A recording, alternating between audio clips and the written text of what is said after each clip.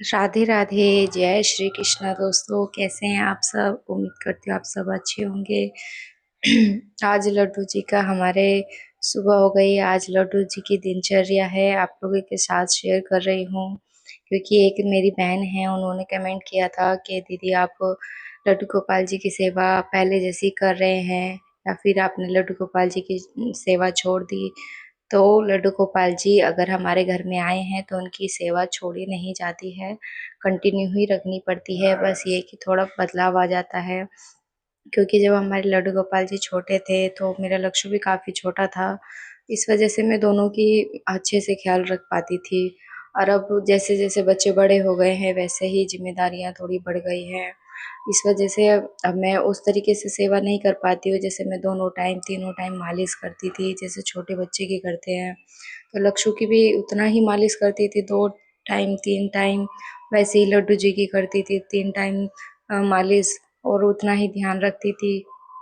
तो इस वजह से अब जैसे-जैसे बच्चे बड़े हो गए हैं वैसे-वैसे थोड़ी सेवा कम हो गई है, क्योंकि अब लक्षु भी मालिश नहीं कराता है और लड्डू जी की भी मालिश बस एक ही टाइम कर पाती हूँ, वो भी हफ्ते में 1 या 2 बार।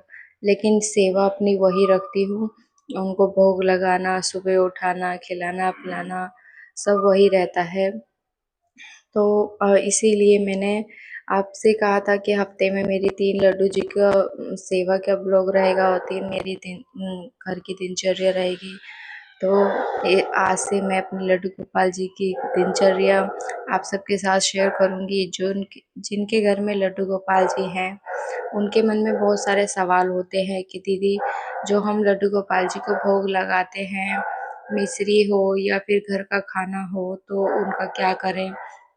तो अगर आप मिश्री का भोग लगाते हैं और उस समय आप भोग लगाने के बाद मन नहीं करता है मीठा खाने का, तो आपके घर में चीनी का डिब्बा तो होगा, आप उसमें उसको मिक्स कर लीजिएगा और फिर तो चाय बनाने में आपका यूज़ हो जाएगा और प्रसाद के रूप में सब लोग खा भी लेंगे। तो और अगर आप पराठे या किसी भी चीज़ का भोग लगाते हैं तो उसको सब मतलब कि अगर पराठे का भोग लगाते हैं तो आप अपने बच्चे को खिला दीजिए या आप खा लीजिए। ज़रूरी नहीं है कि आप सबको खिलाएँ, आप भी उसका मतलब खा सकते हैं, उस प्रसाद को ग्रहण कर सकते हैं। फिर उसके बाद में मैं दोपहर को भी थोड़ी देर लड्डू को आराम करा देती हूँ, क्योंकि हम लोग भी 1 घंटा तो ज़रूर ही आराम करते हैं, अपने बच्चों को आराम कराते हैं।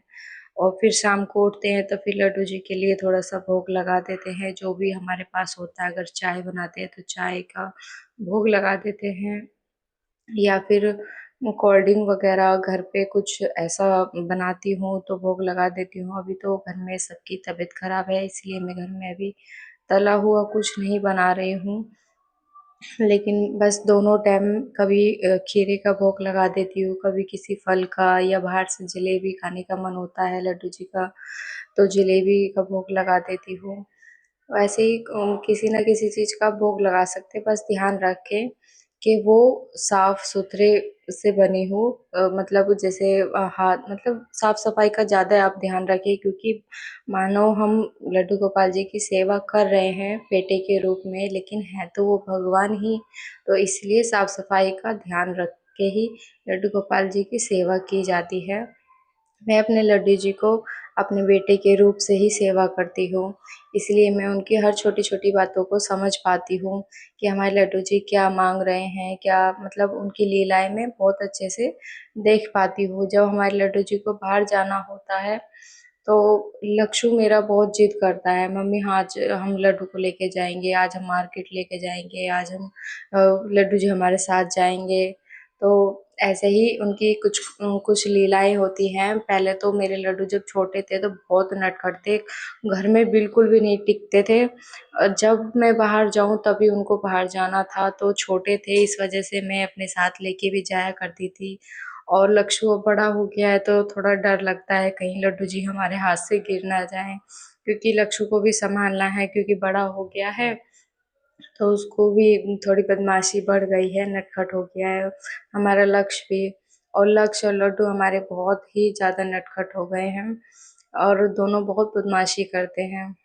तो कल मैंने अपने लड्डू जी के लिए जलेबी लेके आई थी। बहुत दिनों से मेरे मन में ये भाव आ रहा था कि मैं लड्डू गोपाल जी के लिए जलेबी लेके आऊँ। तो कल अचानक से ही बहुत ज़्यादा मतलब अपने आप ही उधर को मैं चली गई जिधर जलेबी मिलती है। फिर मैंने उनसे कहा कि भैया ऐसी जलेबी देना जो साफ मतलब जैसे मुझे लड्डू गोपाल जी को भोग लगानी है। तो फिर उन्होंने उसी हिसाब से बना के दी मेरे को। तो आप इस चीज़ का भी ध्यान रख सकते हैं, अगर बाहर से लेके आ रहे हैं तो आप उनसे बोल सकते हैं कि हमें लड्डू गोपाल जी को भोग लगाना है, तो आप उस तरीके से हमें बना के दीजिए। तो वो बना के दे देते हैं, तो मैं वहीं से लेके आती हूँ। इसलिए फिर मैंने शाम को अपने लड्डू गोपाल जी को खीरे का भोग लगाया था, क्योंकि हमारे घर में बना था लहसुन प्याज की सब्जी।